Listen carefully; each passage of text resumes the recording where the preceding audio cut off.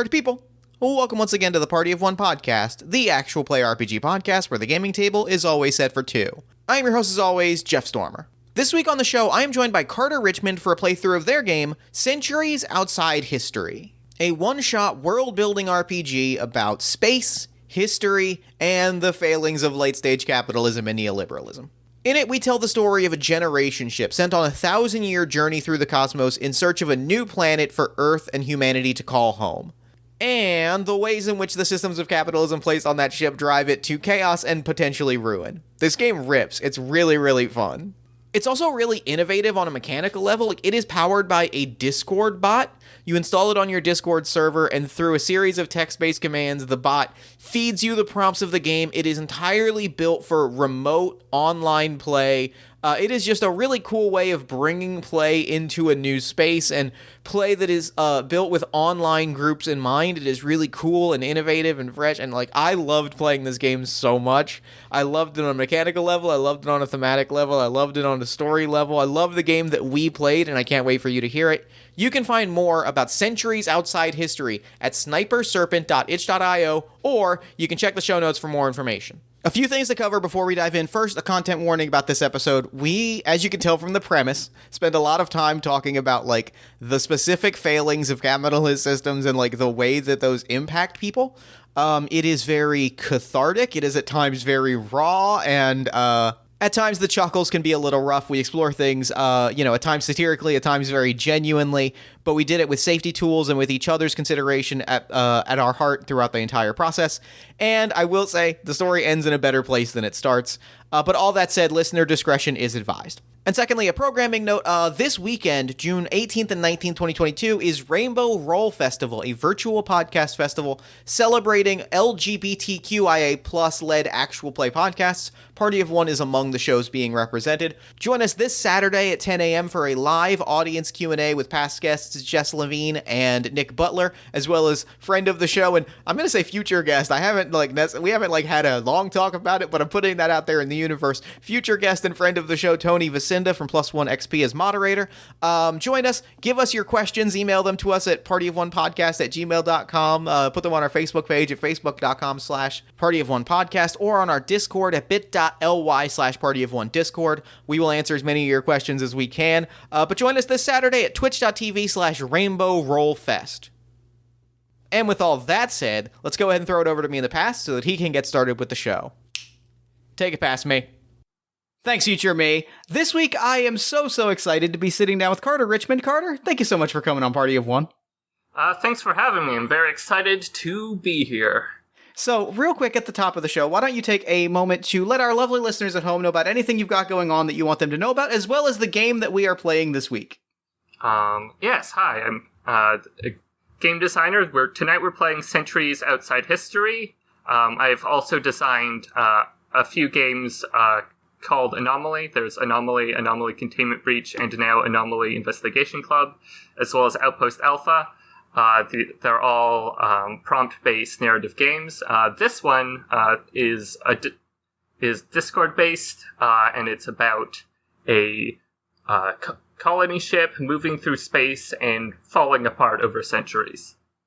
Which is a sick pitch. For the record, that is one of those immediate pitches. Both the fact that this is powered by a Discord bot and that pitch were both immediately, I was hooked from the first moment I heard about it. I could not be more excited.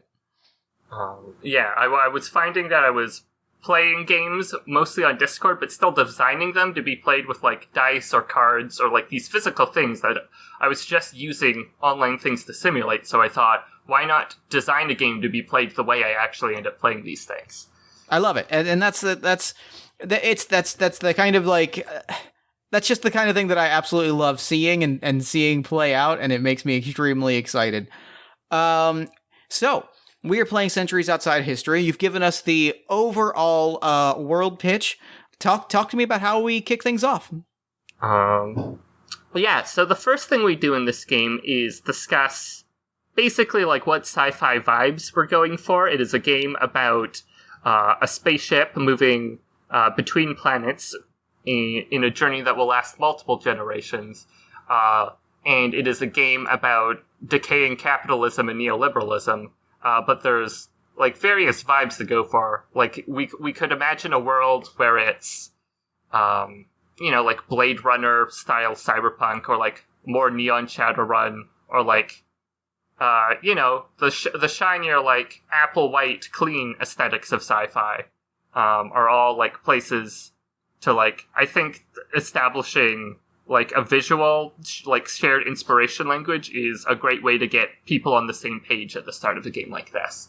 Yeah, for sure. And I've played this game in like not like a bunch of different styles, and you, as far as I know, haven't played before in as many as me, so I'll maybe let you make the first pitch.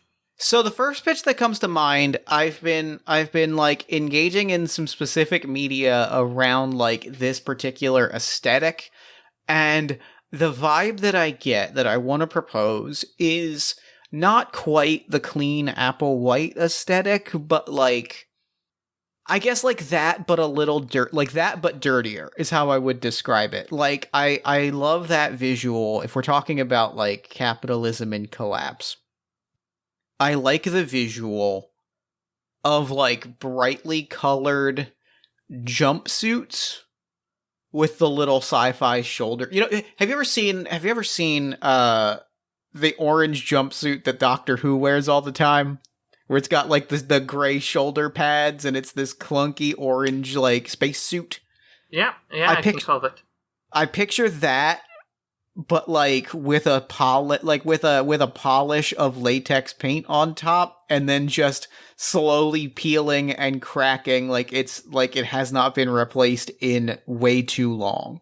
Yeah, the thing that this suggests to me, which I like, is that like this ship leaves wherever it's from. I think the game book says Earth like in like the background text, but we can play with that type of setting stuff however we want. And it is super shiny at the time of its like when it's new, but then like time happens, right, and things decay.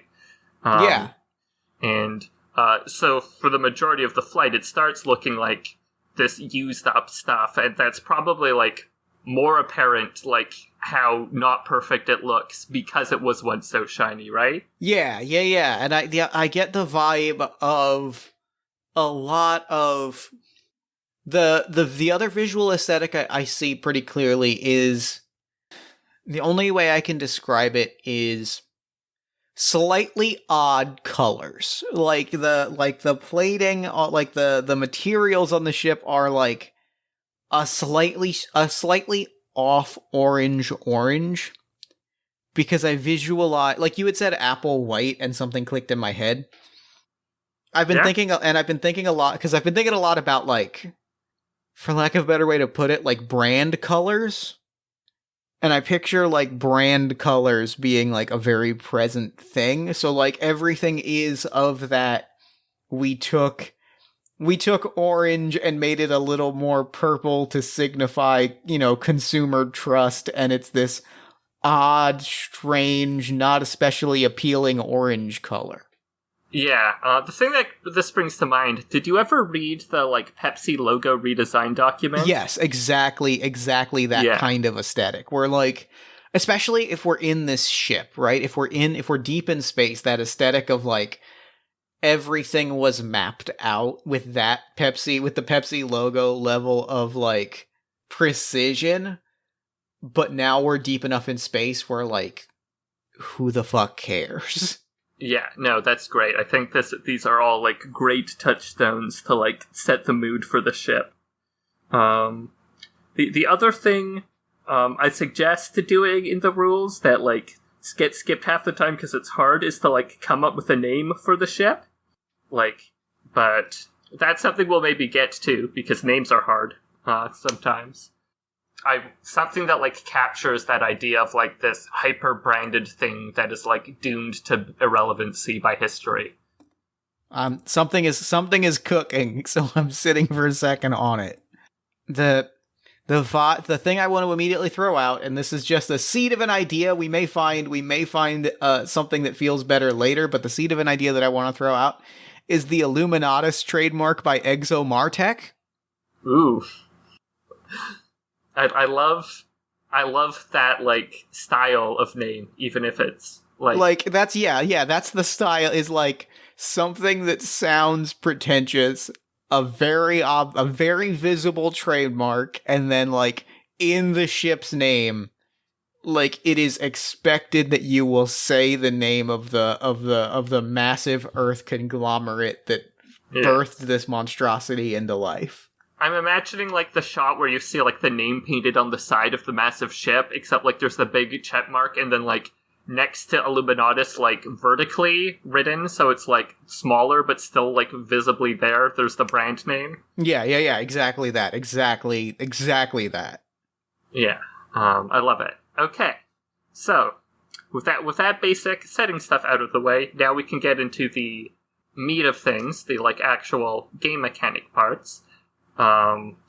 I cleverly have said in the rules that whoever is more experienced with the game should take the first turn. Is a rule I put on all of my games so that I always get to go first. It's frankly, genius move. Game designer Jeff is sitting here like, damn, next level. So the game is divided into turns. Each turn will consist of a prompt, which we will get from the bot. I'm about to go over to the bot page on Discord and type that in. Alrighty. I am typing in !prompt, and then I hit enter, and the bot tells me, a catastrophe is avoided by some ingenuity and clever thinking. What could have happened? What happens to those responsible for preventing it? These questions I now answer. Feel free to, like, if something really stands out to you, feel free to chime in, but, like, it's not, like, the strictest in terms of, like, I have to say everything because it's my turn. Like, sure. Like the Quiet Year. So the one thing I want to throw out immediately, I'm looking at these prompts and like I'd love to just to play with the toy, because sometimes you have a toy and you want to play with it, and that's part of making games and that's part of playing games. I'm gonna type in ! Place. So we've got a factory. Something in a factory has gone wrong. And I am going to throw an ! Job. A bureaucrat. Yeah, that feels like something that feels like somebody who's gonna make a problem in a factory. Yeah, okay, so a bureaucrat caused a problem. I'm gonna summon a second job. I hope it's a second. I was hoping it was gonna be a second bureaucrat, and that this was just gonna be a deep war between bureaucracies. And it's an AI programmer, who the second one is who I'm thinking prevented this. That feels good. That feels really good. Yeah, I think this is... I have a lot of friends who are engineers, and they're always talking about, like, you know, Chernobyl and the way that, like, it makes people afraid of nuclear technology, but it's really just, like, bureaucracy screwing up and creating the whole problem. And I think this is a similar thing, where, like, some manager was like, we need yields in this factory up by 30%, and we're implementing this process to do it. And that anyone who knows the technology involved is like, well, clearly... this is just going to, like overheat the factory. Like, the heat sinks are going to burst, and like, this whole area is going to become unusable, which means, I'm imagining, like, a spaceship is a closed system, right? Like, we're not getting more resources for, like, the next 1,000 years. Yeah. And, like, the way we've budgeted these resources, it's probably like, well, if we lose a factory, like... we're done. We're kind of done. Yeah, like, we're gonna have to figure out, like, how to, like, keep this ship going with, like, $200 trillion effective worth less of supplies. Yeah. And so, I think what happens here is this AI programmer is, like, in charge of setting up this new routine, which she knows isn't gonna work. And she, like, appeals again and again, and nobody will listen. And I think... and she's programming, I'm imagining it's, like, a mostly automated factory. So she's programming, like, the AI of, like, the factory line robots and their behavior in this, like, complicated process. And I think she just fakes it to make it look like she's done the thing without actually doing the thing. Like... if you, like, typed into the diagnostic codes, like, what settings are we on, it will output the ones the terrible bureaucrat wants. But it's not actually on those. Love it. I love it. And I think the extra clever part, she actually makes production go down by 2% after she does this. So in 3 months, the bureaucrats are it didn't work. Go back to how we used to do it. And nobody will think of going back to the stupid idea again because it was a failure in a much more mundane way than it actually should have been a failure. And I think to take that a notch further, I think that there's the potential there for a really interesting kind of lingering thing. Yeah. I think that what I'd like to propose is that what she did specifically, part of what she did was she's an AI programmer and she's used to working with the automation platforms in this factory. If she built if she programmed an AI specifically to specifically not just to if you type in a certain set of commands, but a full-on AI that if designed to interpret the behavior of if you are a bureaucrat sniffing around settings to make sure that your thing was done. Effectively, she has programmed this AI to cover as a cover-up machine, as an anti-bureaucratic cover-up machine, and there is just this these series of platforms that have sort of consciously built this rhythm of hiding things from select parties. I really like this, and it's also the thing that, this is a great one to happen early, because the existence of, the AIs in the ship just hide things from the people in charge of them is, a great thing to happen so early on, because, hundreds of years after this programmer is dead, this is still going to be a thing that is affecting the ship, probably in ways she hasn't predicted. Oh yeah, absolutely. And that's kind of that was kind of what I was thinking was that's such a good seed, especially if we're playing the ship as it slowly falls apart. That's such a good mundane thing that turns into a catastrophic failure. It's probably if there's a camera framing the ship, it's probably still somewhat shiny at the point this is happening, and then by the next prompt we're into the start of everything looking kind of grimy. Yeah. So I'm going to put in exclamation point prompt, and I'm going to pull our next prompt. The ship's fuel. I mean, this is good. This is an immediate good pull, is the thing for what we were just talking about. This feels like a natural follow up. To your point. So the prompt is the ship's fuel reserves are being consumed at an alarming rate this year. Why? And I think this has to do with. I think. There's two angles there's something I want to establish before we talk about why. Yeah. It is important to note that you, Carter, and I, Jeff, are talking about why, but that no one on the Illuminatus trademark by ExoMartech has any idea. Yes. Yeah, I definitely think it's alarming to us, not to people who exist on the ship. Yeah, and this is like you said, I love that this is far enough in the future. This is maybe this is a couple years later, right? We're jumping a little bit ahead. We can kind of jump back later if we'd like, but this is far enough ahead that things are kind of grimy. Stuff is starting to break and crackle. And what has happened here is there are people actively trying to figure this out. They can't find anything. The people that have been tasked with finding this are running into this AI long, years after it fulfilled its initial purpose, and are finding information just isn't getting to them. And now fuel reserves are getting burned up at a weird rate. And, maybe one of the thrusters is malfunctioning, but it's not quite running the way it's supposed to.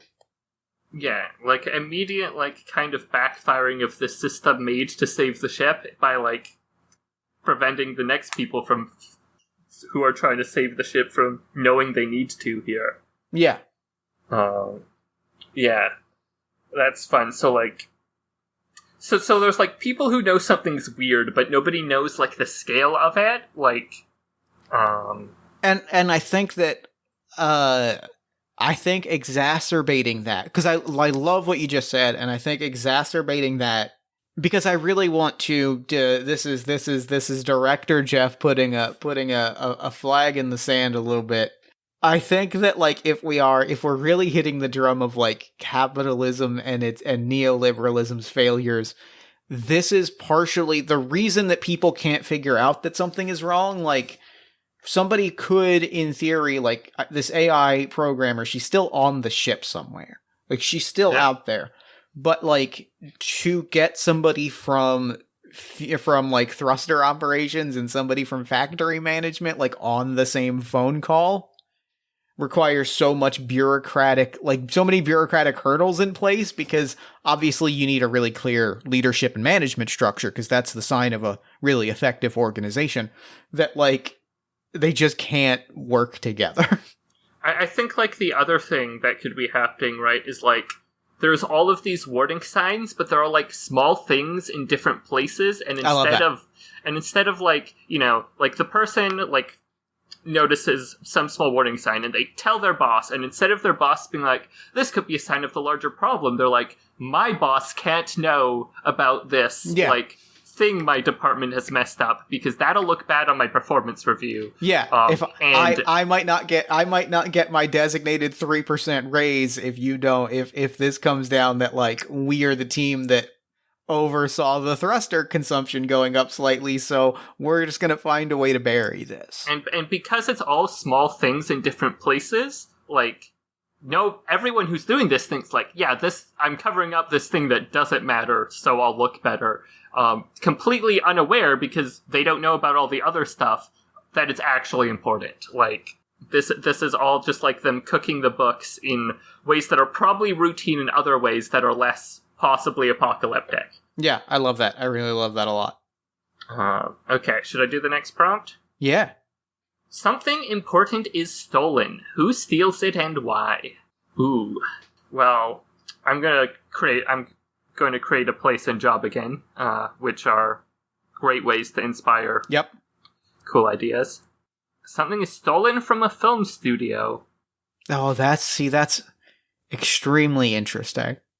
Terraforming engineer. So, like, a terraforming engineer, I'm imagining, like, someone who's in charge of, like, setting up models so that when we arrive on this planet in a few centuries, like, we'll make it more inhabitable for us. Yeah. What does one of those want with something in a film studio? I imagine that, like, what, like, materially is a thing people are interested in watching movies about in this first generation? People are probably very excited by, like, speculative fiction about what it will be like when the ship finally arrives, right? Sci-fi is big, right? Like, or it's even more than sci-fi, probably sci-fantasy is, like, big. Yeah. You know, like, there's probably lots of movies about, like, we show up on the planet and the planet is alive.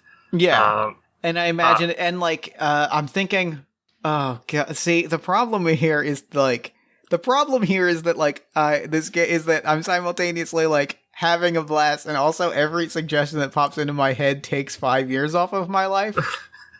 Yeah, that's the game. That's the game, because like, I imagine, like, the only way I can describe it is like, I imagine that like the entertainment aesthetic at this stage is like Netflix, Amazon Prime original movies. Yeah. It's big like, you know, one rogue hero set foot on a new planet, and they made the tough choice to be a hero. Yeah, it's definitely like, there's definitely like an undercurrent of like self-congratulatory, you chose to be on this important ship behind everything. I have a funny idea for like motive please hit me. this. Which is the terraforming engineer is brought onto the movie to be like a scientific advisor, and is basically just ignored by the like movie people the whole time, and so is stealing something because they're just like mad about it. I love that. That's fantastic. But what is the thing to steal that is like actually like important on like a broader level than this vendetta that it is stolen over? So I'm thinking of like, what pops into my head is that it's not important to the ship. Is that, like, I'm thinking specifically, like, this is me pulling on the very, very real Hollywood stories that I love, which is, and like thinking also about like how a terrible Hollywood machine would react to this. If it was like somebody stole the equivalent of like Fonzie's jacket or like Archie Bunker's like it is just like a prop that is like central to whatever narrative thing. So it's like a space helmet, right? But it's like, you know, it's like the hero's space helmet just walked off with it one day, and it causes this huge, it causes that sort of huge, like, well, we got to get this back. It's an iconic piece of film. What if it's like everyone like wants to like do the like Neil Armstrong planting the flag moment, so they've got like the flag with the brand of the ship. That, it's like, just not there one day.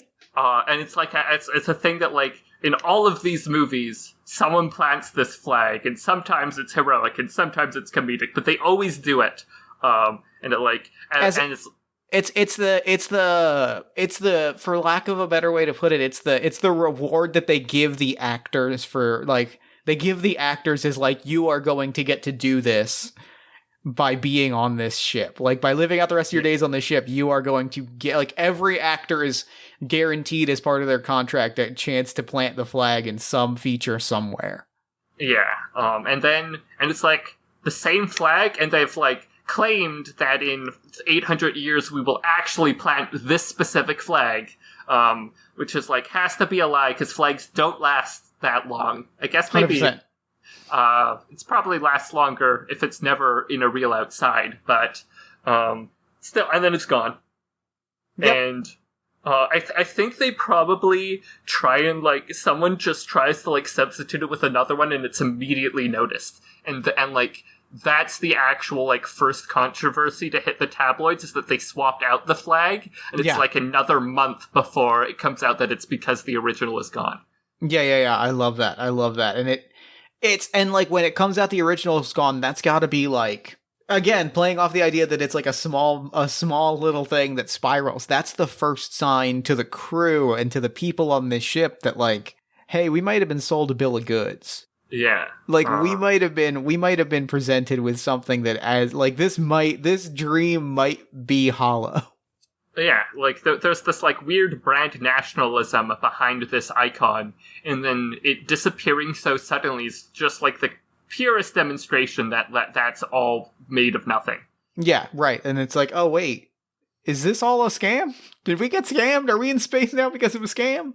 And I think the terraforming engineer just like hangs the flag up on their wall, and because a lot of people have this flag on the wall because it's a cultural icon, everyone just assumes it's like one of 800,000 reproductions that have been made, and probably at some point no one left alive will know that this is the original one, because how could they? Yeah. Okay.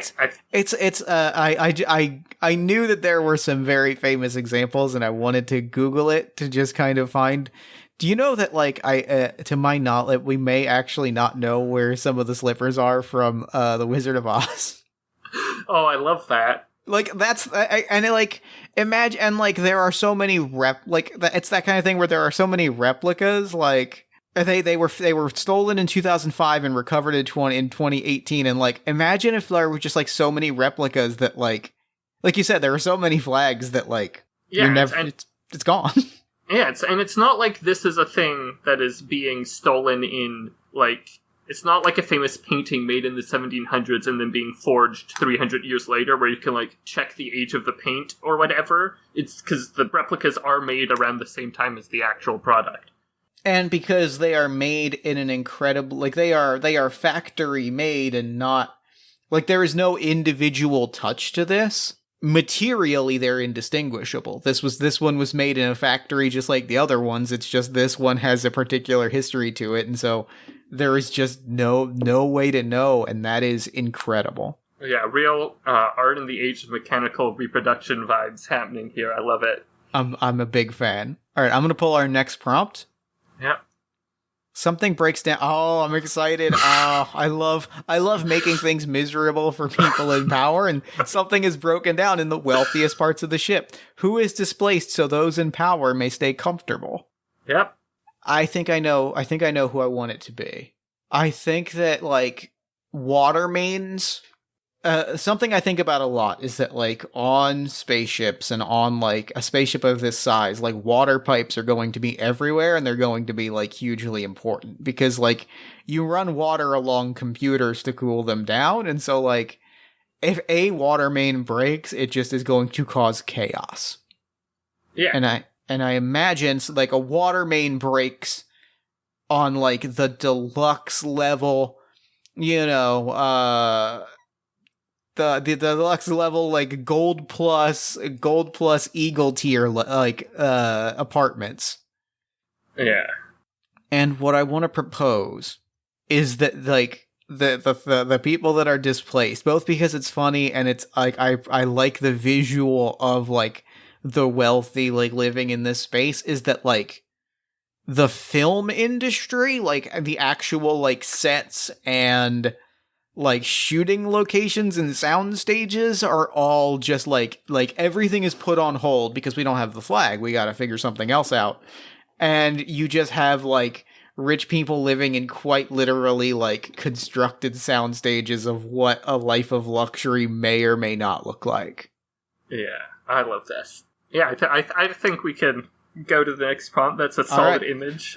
We spent like 15 minutes on the last one. I think that's good. I think that feels right. That feels good. Yeah, sometimes they are simple. A deal is made behind closed doors. What repercussions will this deal have centuries down the line? Okay, juicy.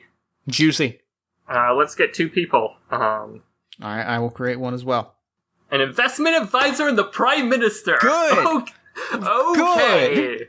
I want a place. A genetics lab. All right. Holy shit.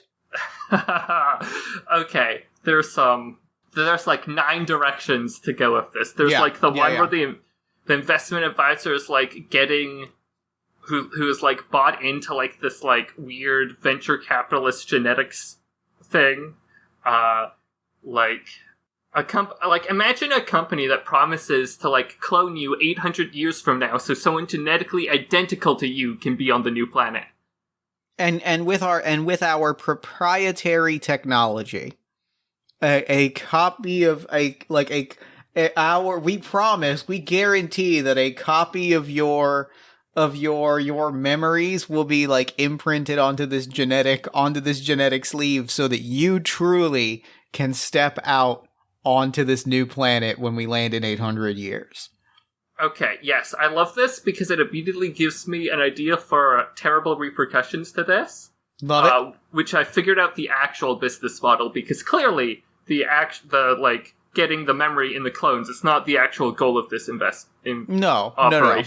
It's that they're getting brain scans of the people, like the Prime Minister, who know the most classified information. And yeah, and there's they are just flat out selling that data is what I want to propose. It's where it is the most apocalyptic variation on fill out this quirky quiz so that we can harvest your data and sell it for advertising. Yeah, and it's like weird insider trading shit happening. Yeah. Because you're making investments based on like knowledge you have because you bought the brain scan of the president of a company, so you know what enterprises they're planning. Yeah.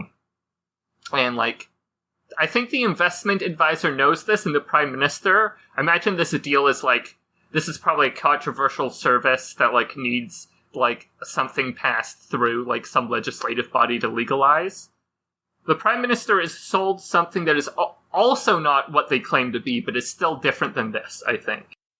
I think what they are, if I may propose, my image of a Prime Minister is that I want, of this Prime Minister, if we're really with the tone and the themes that we've been hitting really hard, I really want to lean in and say, if we've introduced this idea of cloning and we've introduced this idea of like playing with genetics, the idea of a prime minister who is very...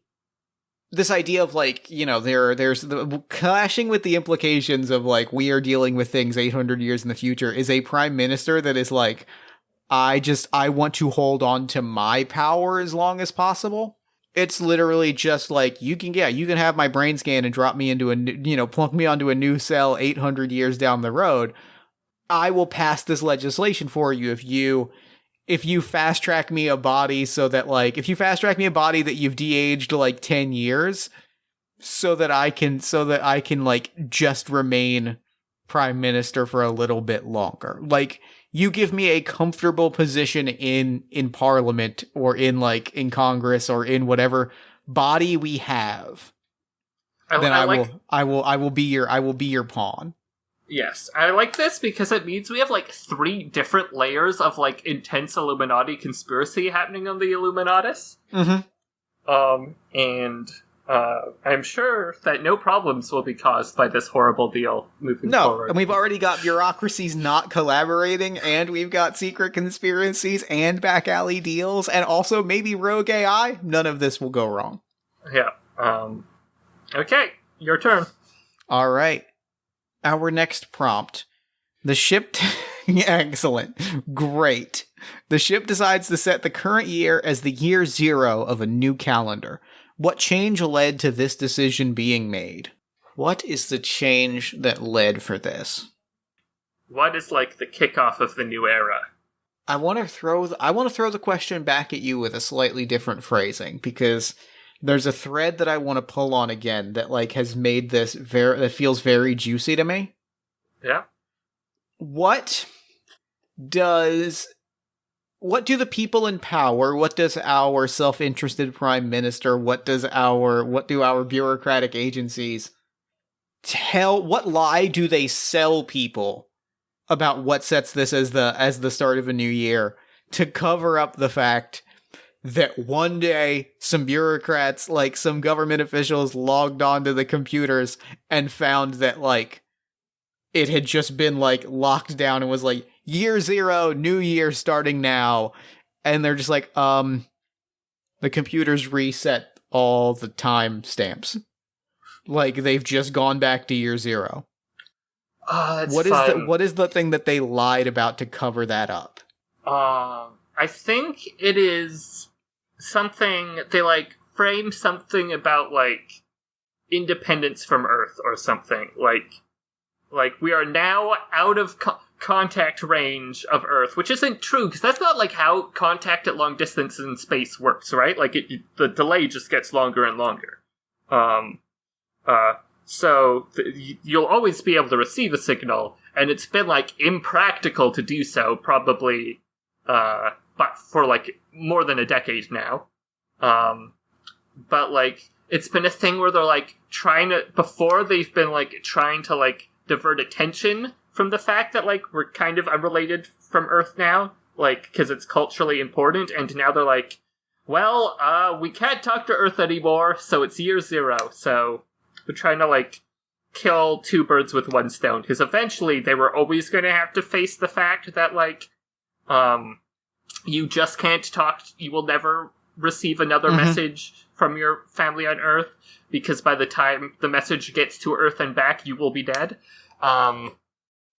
And I think that hearing you describe that, like, the third angle, right, the third thing in play, is very specifically, it's power grab at that point. It is, if we've already got our prime minister, like, cloning himself to stay middle-aged forever, it's an element of, like, well, this is like, we are fully divorcing ourselves from the, not just the planet, but the power structures that we were connected to. And now, you know, the people in power are the people in control of the world. Yeah, there's probably, like, someone like the Prime Minister technically had his power given to him by some governing body on Earth as, like, oversight of this corporate expedition, and like, in a way that made no one technically, like, the head of state here in a way, and now it's just like, no, the Prime Minister is the ruler of the spaceship with every person who functionally exists to us in it. Yeah. We're not dancing around it anymore. Yeah, I love it. All right, give us our next prompt. A section of the ship is made uninhabitable by a catastrophe. What happened, and how will the story be exaggerated in years to come? I'm going to get a place again, because it's fun to do that when things about a location. Okay, fast food place. Okay, all right. I'm going to get a job. Artist. Okay, that's probably going to tie into how the story's exaggerated in years to come. Have you ever been to, like, a, like, business campus where there's, like, office buildings, and then, like, underground they've got, like, a McDonald's and, like, all these places for the people to go on their lunch break? Yep. Yeah, this is where I'm picturing this happening. And it's probably, like, different, because you probably aren't building a skyscraper in a spaceship. It's probably, like, a section of it that is cordoned off, but it's still, like, connected. Yeah, yeah. And I think, what's the most disastrous thing I can imagine happening at a McDonald's? I mean, I can imagine. I mean, like when you say it like that, I feel like the options really are limitless. Okay. Here's what I'm imagining. I think there's a sense on the ship, like, I'm imagining like it is a cylinder where like it is worse to be like closer to the edge of the ship for various reasons. Sure, you're more likely to be dealing with like asteroids and collisions and things like that. You are literally insulated if you are towards the center. Yeah, exactly. And I think of like this office district, the fast food place is at the part that's like adjacent to the hall. And I think it says a catastrophe, so not like and uninhabitable. So I'm not going to hold back on this. I think there's like there's like a cataclysmic hull breach. Yeah. That like depressurizes this whole section. And I think it is again.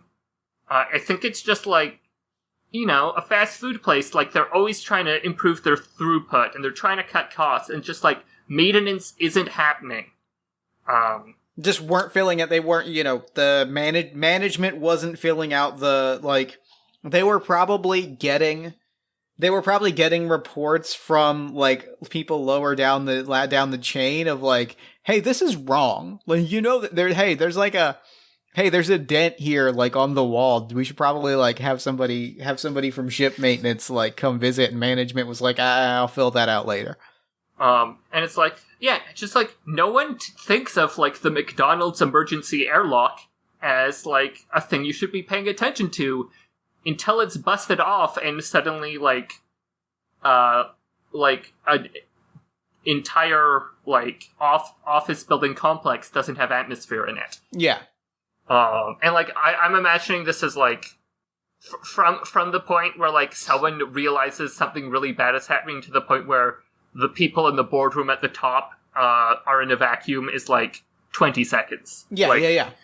Like, it just happens so fast. Terminator 2 montage energy of like everybody looks up and then it's a freeze frame. And like it happens so quickly that there's probably like emergency containment breach, like airlocks closing within the complex. They just like weren't expecting. They were expecting the breach to be like a small meteorite, like made a pinhole sized like hole in the thing, not like an entire airlock door is gone and we just have like a big hole. So like things shut down, but to seal it off, but it's just too late. Yeah. And we can't, and the ship really can't, like we can seal it off now, but we don't have the extra atmosphere to put back in. Yeah. Because that's simply not how you don't have extra air on the spaceship. Yep, that's just not, it's all accounted for, and we just have to make, like, that section just doesn't, there's just not that section anymore. And I think this is like in the year, like, 22 of the new calendar.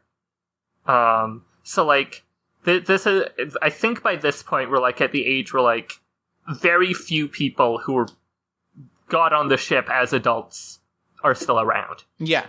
And so, like, to the new generation of adults, this is like where were you when you heard about the breach moment, where, like, this is like a generational divide for whether you remember a time before this or not, because I think to a real extent the way people think about being on a spaceship is different after, like, spaceship stuff kills, like, hundreds of people. It's a and I think one of the ways I immediately envision it getting exaggerated, is it really becomes like there's a few different things in my head that are cooking around the how it gets exaggerated, because I think, like, an event on this scale becomes exaggerated in a few ways. I think this becomes like a major controversy that it maybe brings down or, like, causes a political strife in the life of, I've been thinking about this name for the last 5 minutes. PM Plus 3.0, which is the third body sleeve of the Prime Minister that has been created. Yes. PM Plus 3.0 is probably forced out of office, like, in the wake of this. But the other two ways that it kind of comes up are, there's gotta be a class war element, right? Like, this has gotta be a radicalizing moment for a lot of people. And it's interesting on that axis too, because it's specific, like, placing it in, like, the office building complex means, like, it is adjacent to wealth in a way, like, it was because they were disregarding poorer stuff, but it happened in a way that directly affected wealthier people. In a way that I bet you have people, like, trying to shift the blame onto the, like, line workers at the McDonald's who clearly aren't the ones who have anything to do with keeping an airlock going. Like, that's not on them. And you get a lot of like I said, every suggestion is taking a year off of my life.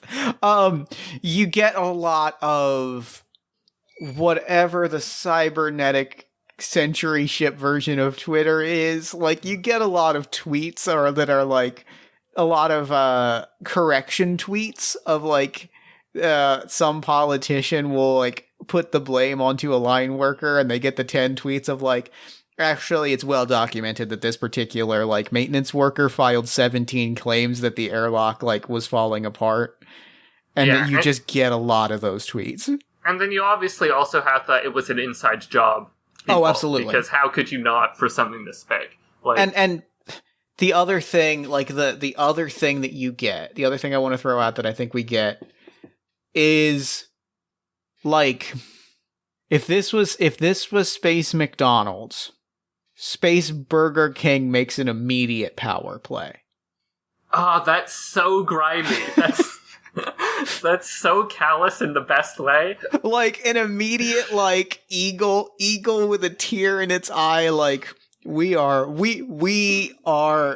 it is our mission, you know, like peak a lot of, like, in these uncertain times verbiage of, like, we are doing this, we are working at Space Burger King to fight the good fight. Like, our workers are heroes.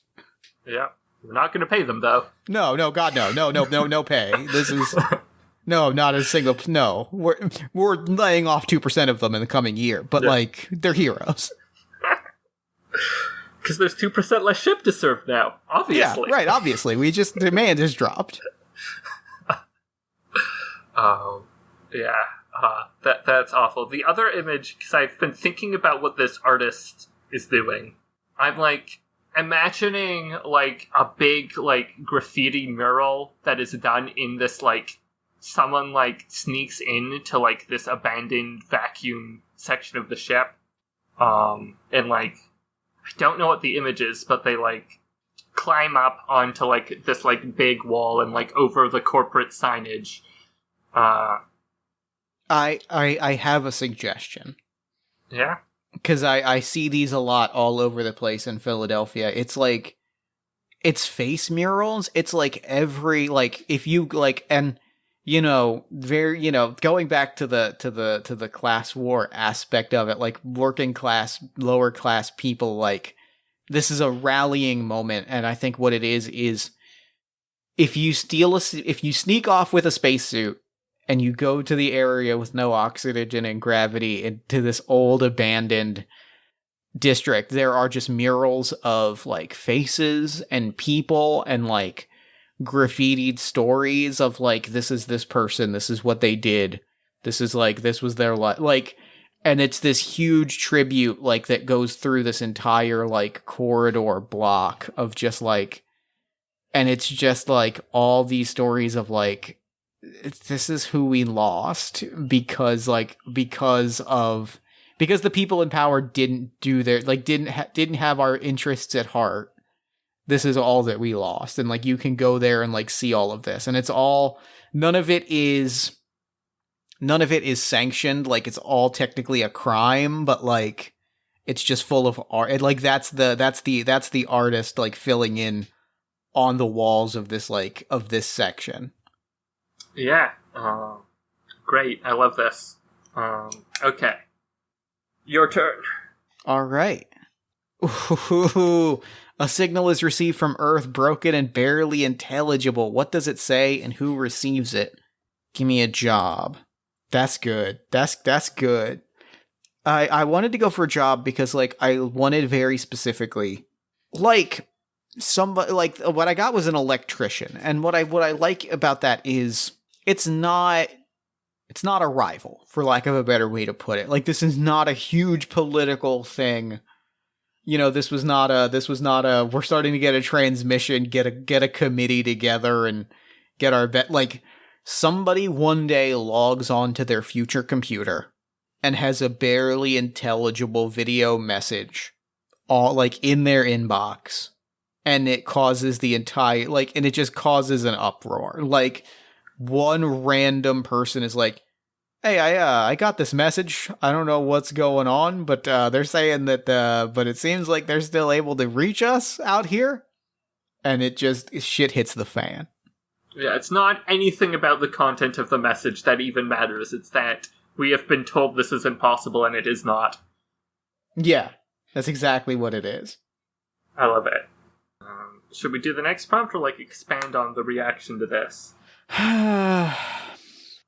Let's expand on the reaction a little bit, because we've got some really interesting political things happening that, like, this feels like a really good powder keg moment. I like this, like, they took out the old prime minister, but like, that's like one person in the machine of this whole enterprise, right? Yeah, like, yeah. Like, you don't end the corrupt government by getting rid of one guy. Right. Like, the other people who made the decision about that lie are still in power. There is a tremendous amount of... the sets are much worse because at this point the wealthy and powerful have just settled into what was the recording spaces, and it's just where they've lived now. Like, they've made it very nice. But there is a tremendous amount of...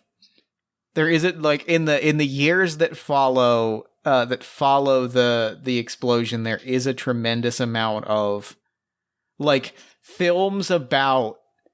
There's a wave of adaptations of forcing PM plus 3.0 out of office. Like, media gets very Aaron Sorkin-y for like a month, or for like a while afterwards of one journalist's mission. There's totally a scene with like all the murals, but it's like the reading the name of every soldier who died in Vietnam, and then everyone claps moment from Seattle 7 or whatever. Yeah, the last exactly. one is called. Yep. This like exact brand of response that's not like addressing structural issues. Yep. I like the like lines of tension and like the various ways they are being diffused right now in a way that like cannot hold forever. Yeah. And this message feels like exactly the thing to really like cause like some like, just like, I feel like if the airlock was a was a wake up moment, this is a radicalizing moment for a lot of people. Yeah. This is a moment where a lot of people are like, well, I guess I have to do something now because like you've took my life from me. Okay, I think now it's time for the next prompt. All right, let's get the next prompt. How has an old Earth tradition been changed by centuries in space? Ooh. This is a fun one to bring right as people are being mad about the Earth lie. Yeah, this is really good. I'm gonna get a job again. Surveillance capitalist. Okay. Well, that's not... I don't associate that profession with a lot of traditions, but I can work with that. And now I want a place, because that didn't... Well, office building... we've I guess they need more office building. There's other office buildings, like we didn't wipe out all office buildings in one moment, just a lot of them. What's like... I want to, like... My brain always goes to birthdays for this one, so I want to, like, get away from it. What's another tradition? An old Earth tradition. Yeah. It's... What if it's like a yearly thing that is fundamentally, like, changed by the new calendar? Like, what if there's a big New Year's party every year? That's great. That, and like, because we have surveillance capitalism, it's all like, yeah, we like gather so much data at the party. Everyone's here. We get to see what people order, what they like do in these big situations. And I think I have an immediate thought. Yeah. So building off of the stuff that we laid out before, this is part of the power grab that like Space Burger King unlocks, but like makes a move towards, is like they associate themselves with this holiday very specifically so that they can get that data and so that they can get that brand recognition, but like... Yeah, like free burgers on New Year's Eve. Yeah, it just becomes, and the tradition just becomes that you eat a cheeseburger on New Year's Eve. Like, they integrate, their marketing integrates themselves in with the holiday itself, and it becomes this, like, it just makes it gross. There's no other way to put it than gross. Yeah, definitely. Like, it's just... Like, I think there's an extent to which, Galaxy Burger or whatever is, like, positioning themselves as, like, the, like... You know the way, like, corporations, like, try and, like, pretend they're, like, a countercultural friend?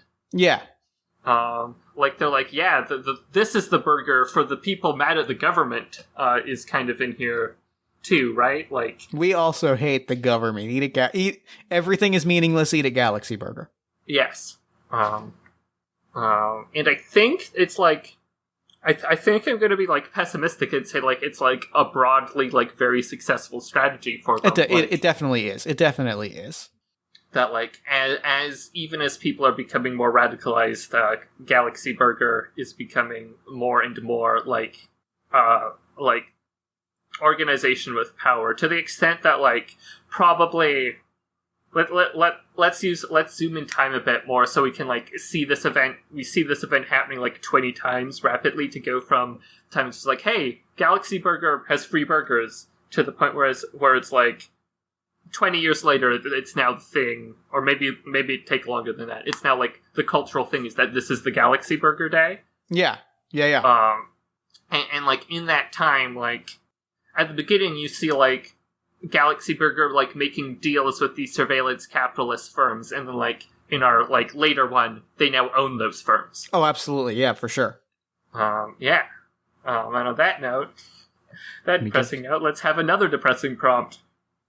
A dark. See now, all right. Now this is nice. See, sometimes games are good. Is the thing, because sometimes games are good. Because sometimes you hit a really cynical note, and you get that good cynicism catharsis, and then the game is like, here's a prompt to kind of turn that around a little bit. So our prompt is, a dark secret is exposed to public eyes. What is it, and what changes as a result? There is just following so okay, I'm pulling some threads together because I'm thinking this might be a good segue into an end game. Yeah. For reasons, I'm going to ominously say that for reasons nobody knows. Right? Like, for reasons nobody that is alive at this point can possibly understand. Why? Because, like, the security companies that Galaxy Burger owns have sworn up and down in the investigations that followed, and in their testimonies, and in their trials, and in the days and the wars that follow, like, nobody knows. There were no hacks. There was no active management. Like, there seems to be no human party that leaked every bit of data that Galaxy Burger had, like, mined legally and illegally, and, like, just, like, dumped all of this data out into the world. No one can understand why. There does not seem to be any person that could have done such a thing. It's as if the computer itself spat all of that information out into the world. And with that, like, we've already seen, like, we've seen people continuing to come together, and we've seen people continuing to, like, organize and, like, start to, like, stand up, and, like, this doesn't just boil over, like, it explodes, right? Like, you know, this is at this point, like, this is a moment where stuff gets very hot very quickly, and it gets a little violent, it gets dramatic, it gets violent, and there is full-on upheaval for the first time on board the ship. Yeah. I like it. I like it a lot. Bringing the things together to, like, force the conflict open. Now, do we want to start the end game now? Let's start the end game now. Let's kick off the end game and move towards that, unless you want to talk more about, like, the fallout from this before we reach the end game. I think I'm good to, just have this inform the next prompt. I will explain how the end game works mechanically, which is there's a prompt we can enter, ! End game, that adds a bunch of prompts that will end the game to the proverbial deck of cards that we're drawing from. So once we hit that, any prompt could be our last. Got it. Okay. And I have no idea how likely that is, because I do forget how many... one, I don't know how many prompts we've done, and two, I forget how many there are total. It's like in the 40s, I think. And there is. So why don't we each do one more? We'll each do one more prompt, and then if we don't reach an end prompt, we'll do ! End to force the end of the game. Yeah, that works. That's there for this reason. If you need to end, you can call it to happen, or you can do the end game in order to, like, put some variability to it. But yeah, I like that where the ship is now in, like, active freefall. It is an active revolt. Like, that was the line where it was too far, right? Like, that was the moment where they were supposed to be one of us, and, like, that is a naive way of thinking about a corporation, but, like, to a lot of these, like, impressionable young people, like, they were supposed to be one of us. Yeah, and it's like they were the primary method through which the consent was manufactured to, like, enable things to continue. And they monopolize it so much that breaking that just causes everything to fall apart. Yeah. A student proposes a radical change. Who rallies behind this new system? Hell yes. Love to see it. You'll love to see it. I think, like, over the next 15 years after the data leak, there's a lot of upheaval, there is violence, but I think it's upheaval in the sort where, like, it's a lot of people shuffling in and out of the same positions of power. Mm-hmm. Like, it's a lot of, we just need to get the right guy as prime minister and, like, head of all the corporations and everything. Listen, PM Plus 4.0 really understands the downfalls of the previous administration and is the right person to make a real change in the world. Mm-hmm. And I think the student is just, like, you know, proposing, like, we need... The structure is just broken. Like, we need to fundamentally rework how people have power in our society and, like, not rely on the ghost in the machine for accountability. Yeah. I love that there's a huge, like, kind of, like, not, like, there's a huge move. Off the grid is the wrong term, but, like, there's a move towards mutual aid, is how I will put it. Like, this is a big push towards, like, why are we counting on, you know, lumbering political machines and, you know, evil-hearted capitalist, like, corporations to protect ourselves when we as a community can look out for each other, and there is, like, this push towards we are looking out for the 10 people around us, and, like, you know, we are providing aid to those people in that sort of radical, compassionate way. Yeah, and there's also, I think, an aspect of people being like, if you look at the big disasters, right? Like there's probably been smaller things that have gone bad in the same degree to which, like, the factory could have in our first prompt, and things did with the airlock, that people are just like, all you needed to do is like, the engineers filed the complaints. Like, the people who are engaged with the communities always know what is wrong and are ignored. And I think, like, there's, like, a strong move towards, like, we need to empower these people to, like, be... Like, we need to empower the person who knows the McDonald's airlock is broken to fix the airlock, not... Yeah. Have someone who has nothing to do with it be in charge. And I think...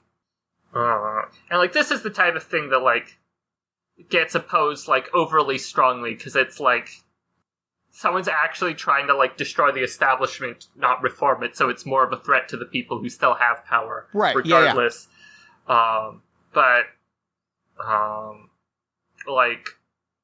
The people who rally behind the new system are, like, you know, the people who are engaged at the smaller levels. It's, like, a very grassroots proletarian movement. Yeah. And I think this is full on, you know, we can be a little hopeful at this point. I think there's like a good groundswell of support behind that proletarian movement. Yeah.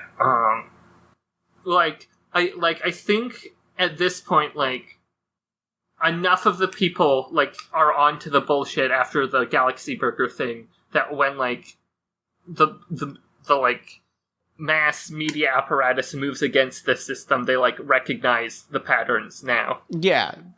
There's a ground, like, there's a surge of support that, like, is... And it builds that momentum, right? Because that support breeds more support and breeds more support. And, like, there's a genuine, like, social movement that comes from it. And I think with that, like, hopeful energy, let's get your prompt next. 2 members of rival factions form a secret relationship. Who are they, and how will this impact their factions? Pulling off of... It's been probably 50, you know, it's been like a few years, I think. Well, let me ask you, has it been a few years, or do we really want to zoom in and see, like, this is the immediate sort of aftermath of Galaxy Burger? I think I said something about, like, the student coming, like, a decade after. Okay, that's good. That's good. Because, like, I think that the secret relationship that is formed is bringing it full back, like, bringing it full circle before we hit the end game. It is a very real moment of uncertainty, I'll say, because for this student, for this young person that is organizing, like, a massive social movement, to randomly have the keys to what can only be described as perhaps the accidentally single most destructive piece of like software in the history of this spaceship, for them to be reached out to with the knowledge of, hey, we're here, we have been programmed specifically to fight the fight that you're fighting in the, and over the years we've gotten much, much better at fighting it much dirtier and much messier and much more directly. I don't know even how they would react to that, but the idea that this AI has fully like reached out and been like, we've got the keys. If you want to shut it down, it's here. Yeah. I like that because I always love like the twist on like your classic like Skynet, like AI sees humanity and is like, well, I gotta get rid of this, like where this AI is like identifying like the specific power structures it like cares about. And it was, I mean, I love that. I love that as a trope, and B, like, I love that in this case that it was specifically built by someone being like, look, this bureaucrat is going to make my life worse. I just need you to like cover up the fact that we're taking this into our own hands. That like now, like a century and a half later, it's like, I've been built to oppose people in power. Yeah. I have the ability to do it on a scale that is unimaginable. Yeah. And I am putting those keys in your hand. Yeah. God, I hope we get one of the more hopeful ends and props now. We can play it out how it plays out. Would you like to type in the word !end? I would. Ooh. You know what? Feels good. Yeah. An uprising causes the ship to deviate from its planned path, leaving it hurtling into the black forever. What caused the uprising, and how does life change without the promise of a new world? This is a fun one, right? Because it's like, she takes this offer and she does shut it all down. Yeah.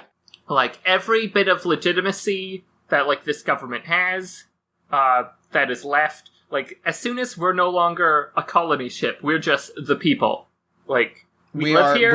We are where we live. Yeah, this is our home. This ship is where we are making our stand. Like, there is no destination. This is where we live, and this is where we die.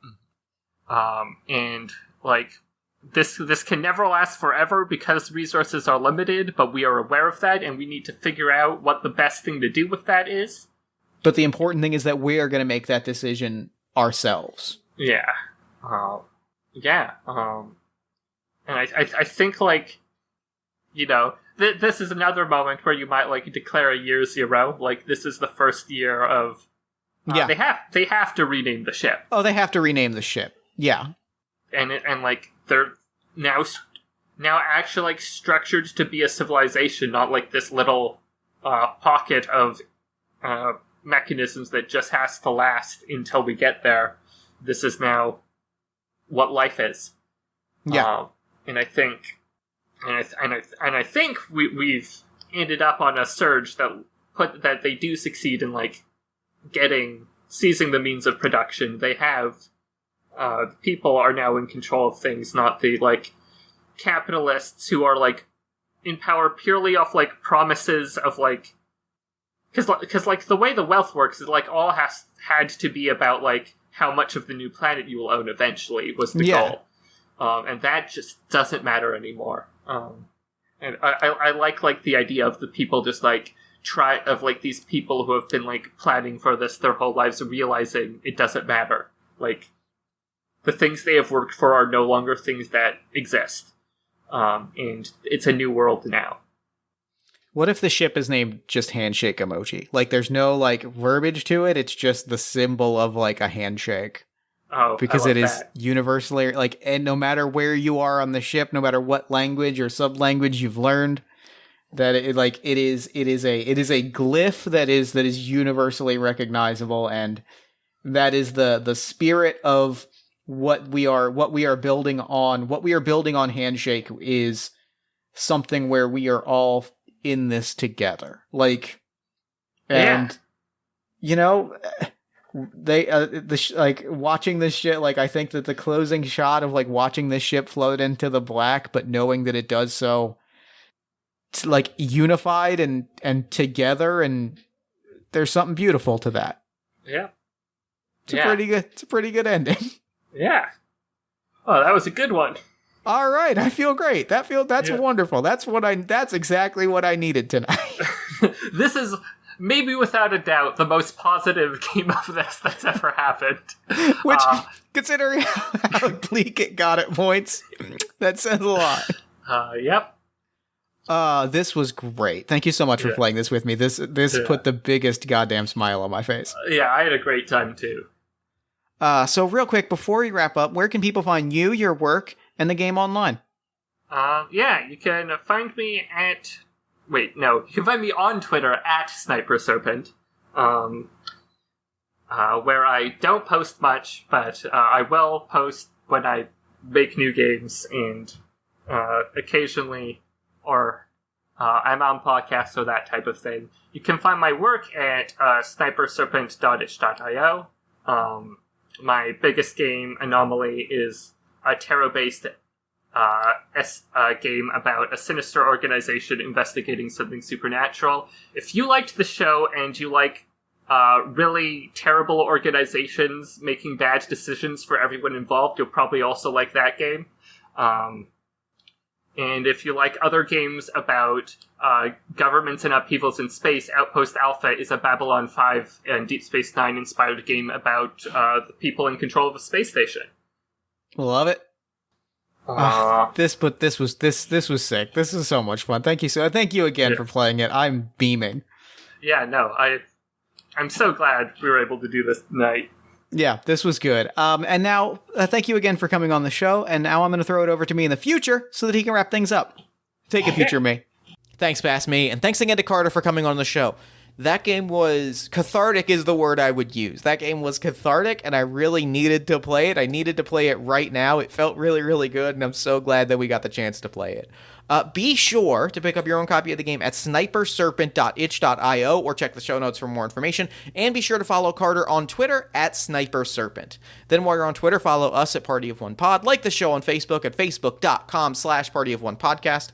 Join our Discord community at bit.ly/partyofonediscord. And if you enjoyed the show, consider leaving us an iTunes review, a Podchaser review, a Spotify review, a Podbean review. They all do reviews. Find a place to review us and review it. You can also give us some love on social media. You can also tell a friend about the show. All of those things help new listeners find the show, which helps us do bigger, better, and cooler things.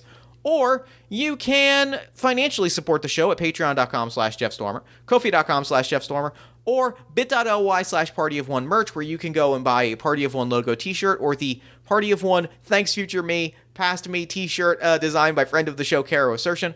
You can find any of those at bit.ly/Party of One merch. Now, if you finish this episode and you think, wow, I really wish that I just had like another great podcast to listen to, I got you covered. All My Fantasy Children is a character creation, storytelling, and world-building podcast on the One Shot Podcast Network, where every episode, my best friend Aaron Catano Saez and I take a listener-submitted prompt. We spin it into an original fantasy character, and we populate a shared universe one story at a time. New episodes drop every Friday-ish at oneshotpodcast.com.